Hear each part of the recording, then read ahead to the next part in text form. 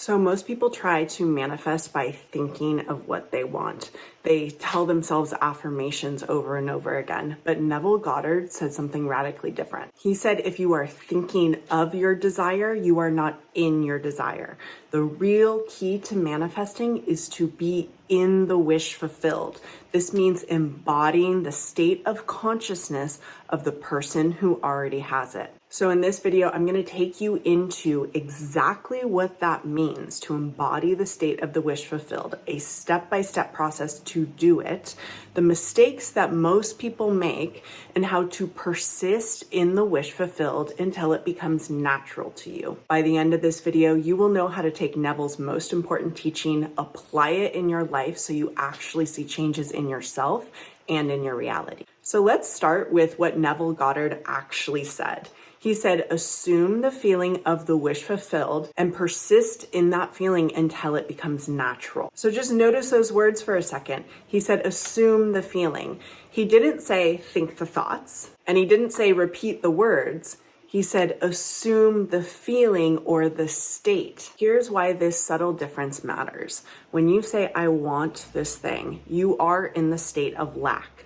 However, when you become the person who already has the thing that you desire, you are embodying that sense, that state of the wish fulfilled. And because consciousness is only one reality, the outer reality has to match what your inner state dominantly feels. Here's an example to understand what I'm talking about. If you're a woman who wants to manifest the one and get married, yet you're still scrolling on dating apps and you perpetually feel single, well, you are embodying that state of being single. And so that has to be the reflective outcome that you are receiving. If your manifestation feels like it's incomplete or not here yet, you are in the state of not having it. And that is why your 3D keeps reflecting not having your desire. But if you use your mind or your consciousness to become married now within your inner world, that knowing of I'm chosen, I'm loved, I'm fulfilled in this relationship, that inner state, when practiced enough, bends reality and creates a matching result. So how do you put this into practice? Well, let's break it down into 3 simple steps. The first step is creating a scene.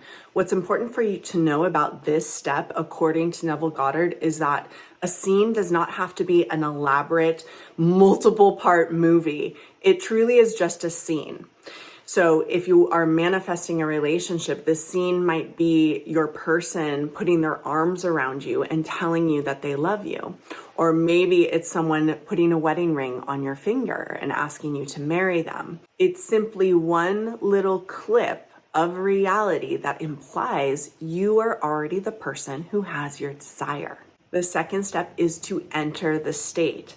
So what this means is if you're taking yourself into an imaginal scene, you want to really pay attention to what that feels like to have your desire. You don't need to have the words to describe it. Just focus on what that feels like. What does it feel like to feel the ring going on your finger?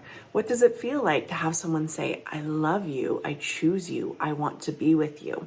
Don't search for the emotion, just be with the scene, and the emotion eventually is going to come. And the third step to this process is repeat it until it becomes natural. So this is a step that a lot of people get wrong. They are trying to force change in their reality. Instead, what you want to do is just practice thinking of yourself as this person with your desire until it starts to feel familiar. It starts to feel normal. It might even start to feel ordinary to you. When it's natural to you in your imagination, it becomes natural in your 3D reality. Now let's talk about the 3 biggest mistakes that I see people make who are trying to apply the law of assumption. The first one is they're treating their desire like a wish list. So perhaps you imagine it once or you say a bunch of affirmations and then you go searching in the 3D reality for the result. When you approach the law of assumption this way, you are not living in the end. You're actually doubting the power of the law. The second mistake people make is they either ignore the feeling part of the equation or they get really tripped up on the feeling part. Here's the thing about the feeling part. If you take yourself there in your imagination, the feelings will come. And the feelings don't have to be fireworks every time. They might be sometimes, but the feelings can also be really quiet, really natural, really normal, ordinary, as I said before. So don't worry too much about the feeling part, but know that it is part of the equation. The third mistake is the wobble or the contradiction.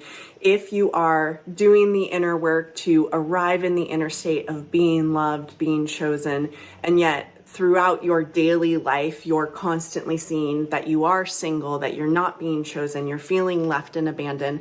Those are two contradictory states, and that contradiction will not result in the desire that you want. If you catch yourself in any of these mistakes, don't worry about it too much. Don't panic. Just return to that scene and remember to continue to repeat it over and over again. That's all you have to do to get back to your baseline. So a really important thing to understand about Neville's teachings is he said that the state you dwell in is the state that you experience. The question for you isn't how do I get this thing or how do I manifest this person? The question is, what state am I living in right now?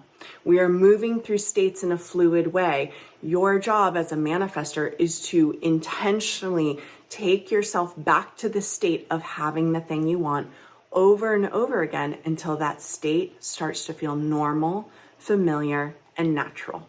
Living in the end is the heart of Neville's teachings. It's definitely not about trying harder or wanting more. It is about learning to find the place within you, in your imagination, that feels as though you already have your desire. Your only job, and this makes manifesting very simple, is to practice that inner state within. When you do, your 3D reality has to reflect it. These practices are exactly what we are going to be practicing in my new program called the Neville Lab. This is an intimate circle of people that we will gather together week by week to truly put Neville Goddard's teachings to practice in our own lives to see the results in our 3D reality. I just opened up the waitlist, so if you want to hop on it, you can click that link directly below. It's the first pinned comment. Put your name and email down and you'll get all the information when I finally open the doors. This is an intimate circle of just about 20 to 25 people, and I can't wait for the weekly practice to begin of us truly diving in and making Neville Goddard's teachings real in our lives so we can actually see the results we want. If you want to learn the one thought that Neville Goddard says changes everything, watch this video next. Thanks so much for being here with me. I love being here with you. I'll see you soon.